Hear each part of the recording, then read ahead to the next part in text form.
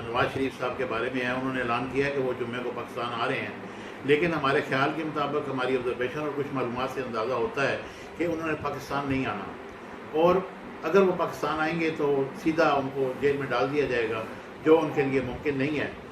Captain Safdar نے آج گرفتاری اس طرح دی جس طرح انہوں نے کوئی کشمیر فتح کیا ہو. بھائی آپ تو ایک کرپشن کے کیس میں پکڑے گئے، آپ مجرم ثابت ہوئے، آپ کو 1 سال کی سزا ہوئی ہے، آپ اس کو سیاست میں کیوں لا رہے ہیں؟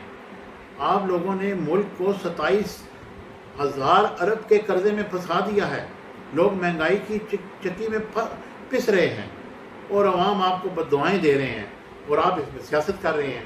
یہ کوئی طریقہ کار نہیں ہے. اگر آپ نے کرپشن نہیں کی تو آپ آ کے عدالتوں کو نہ للکاریں، آپ آ کے عدالتوں میں فیس کریں اور اپنے کیسز کو ختم کرائیں. لیکن ہمارا مشورہ یہی ہے کہ کرپشن تو آپ نے کی ہے تو کوئی NRO کر لیں، اور NRO کر کے قرضے واپس کر دیں اور آئندہ سے سیاست سے طائب ہو جائیں.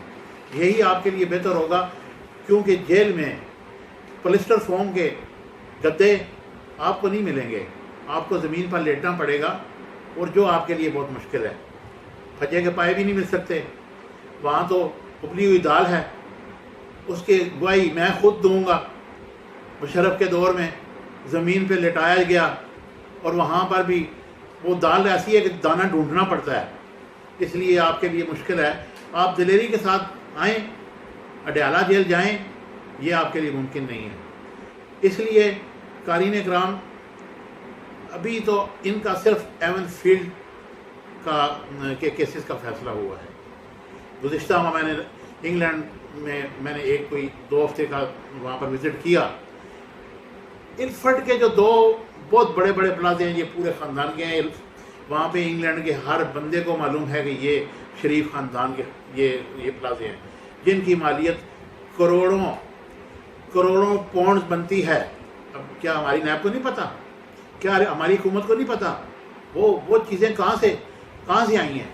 ان کو بھی ان کے کیسز بھی کھولیں اور ان کو صحیح طریقے سے چھان بین کریں تاکہ یہ مقام عبرت بنیں اور لوگوں کو معلوم ہو سکے کہ انہوں نے کتنا لوٹا اور کیسے لوٹا اور کیوں لوٹا، تاکہ ہمارا ملک آگے جائے.